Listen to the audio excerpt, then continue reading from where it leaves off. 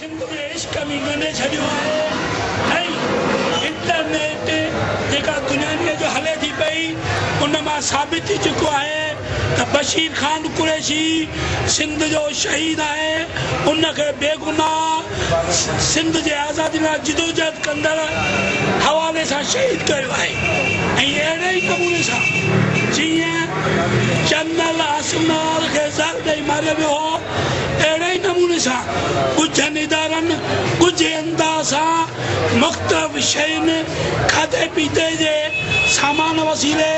हिनखे इहा 23 मार्च जे जिदोजहद खां ख़ौफ़ थी उन ॾींहं खां मरण लॻो आहे उन 23 मार्च बि जॾहिं हिन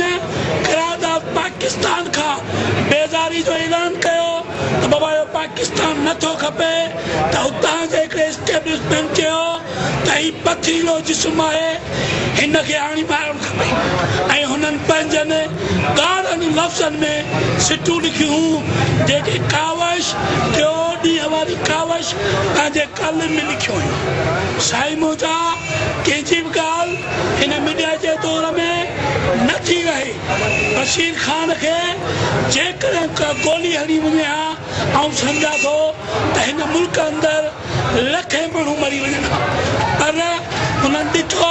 त बेनज़ीर खे गोली सां हज़म कयोसीं हाणे ॿियो जेकॾहिं इन बेनज़ीर जे पाए जो माण्हू मारींदासीं